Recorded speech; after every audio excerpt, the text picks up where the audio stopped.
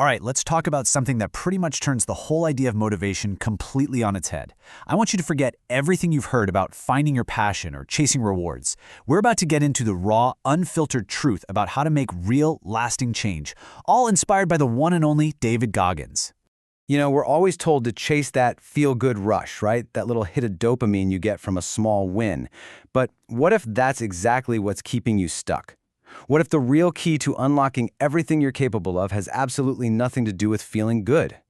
And that brings us right to our first big idea, the dopamine deception. We are going to pull back the curtain on why that feel-good chemical we all associate with pleasure and reward, well, it might just be the biggest lie we've been sold about what it really takes to get moving.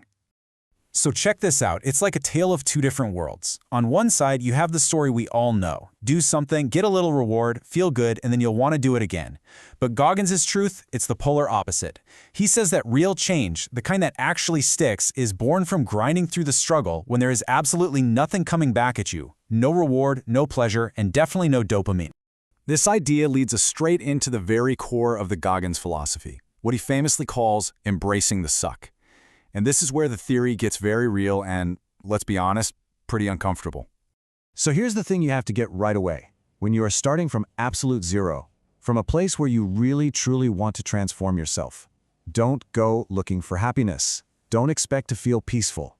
Goggins makes it crystal clear that the beginning of the journey is completely empty of all those positive feelings we think we need to get started. And, well, this pretty much says it all.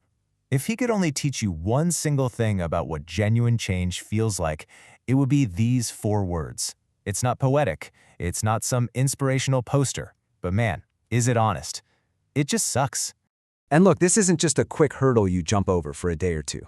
The message here is that you have to get your head right for the long haul. That feeling of suck, it's not a brief stop on the journey, it's the road itself for a good long while. So, if the process itself is enemy number 1, what's enemy number 2? It's not what you think. It's not your circumstances, not the people around you. It's the enemy within. Now this right here is a huge mental shift for most of us. We're always told to trust your gut or listen to your inner voice. Goggins says nope. When you're just starting out, your mind is actively working to sabotage you.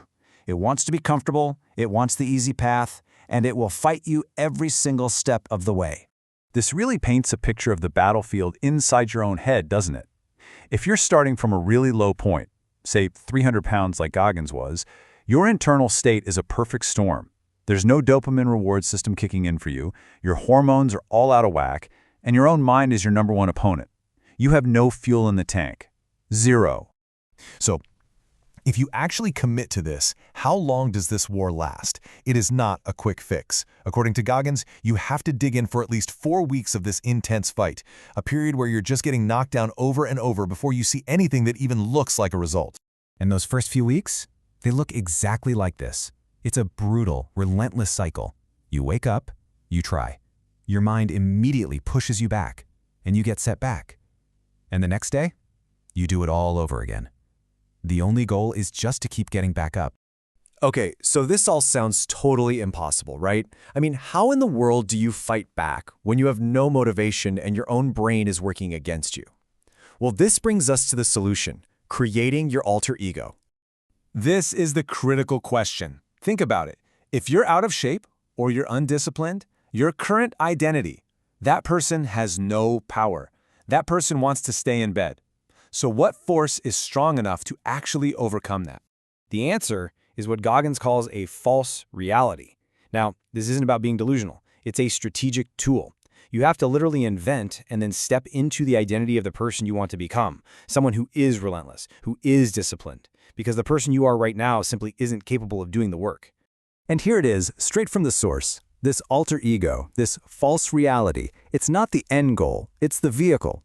It's the temporary persona you have to put on just so you have the strength to show up and start working on the real you. So, we've walked through the problem and the mindset.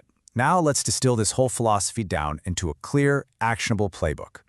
It all starts with acknowledging one very simple, very hard truth. Here it is, the Goggins playbook in 5 steps.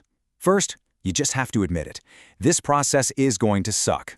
Second, you have to know, without a doubt, your mind will fight you. Third, expect 0 rewards. No dopamine, no pats on the back.